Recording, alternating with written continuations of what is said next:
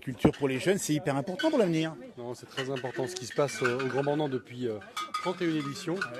Et puis dans ce site de la source, quelque chose qui est permanent et qui est ouvert évidemment à tous les enfants de Haute-Savoie, aux touristes, à tous ceux qui veulent venir découvrir l'Alpe, c'est-à-dire la montagne. Donc à la fois une rencontre entre la culture, l'agriculture, nos traditions. Donc vraiment un endroit très important d'interprétation de ce qui se passe, avec un côté évidemment décalé. Ludique, hein, c'est super sympa, c'est drôle en plus. Vraiment.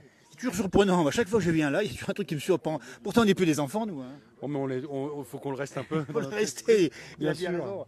Et puis ça les sort des écrans aussi. Hein. Bah, c'est ce qui est un des objectifs d'un endroit comme celui-là.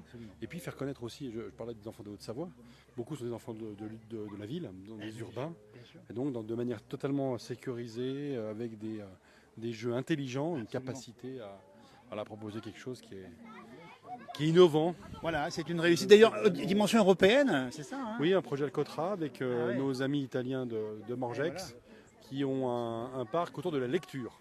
Donc vraiment, l'idée d'André Perilla et des élus du Grand Bornand, c'est d'avoir eu quelque chose qui s'intègre dans ce massif alpin européen, transalpin, avec nos amis italiens. Et donc ça, c'est quelque chose de très fort. Donc c'est pas que des subventions, c'est aussi des programmes qui se connaissent et qui interagissent en échange. Et puis finalement, c'est une belle façon de faire vivre l'été, qui dure en plus cette année. Absolument. Bah, c'est un des objectifs après le 15 août de pouvoir continuer la saison, hein, ce bonheur des mômes.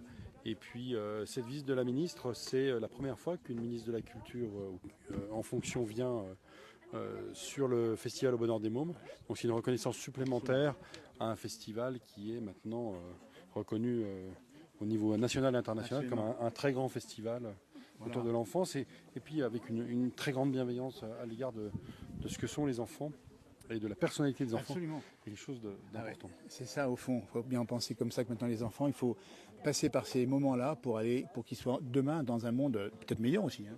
Oui, mais il suffit de les regarder. Là, il y a les enfants du conseil municipal qui sont en train de interviewer, qui sont appropriés complètement les lieux. C'est des bornandins, donc ils connaissent bien, la source. Mais en tout cas, voilà, ça montre que c'est fait pour eux. Puis nos enfants sont l'avenir de la société. Exactement. Et c'est à eux, on peut transmettre. Puis c'est à eux aussi de prendre leur responsabilité, d'inventer des choses. Merci beaucoup Loïc Hervé, sénateur de la Haute-Savoie, qui nous a répondu à l'instant, toujours en direct à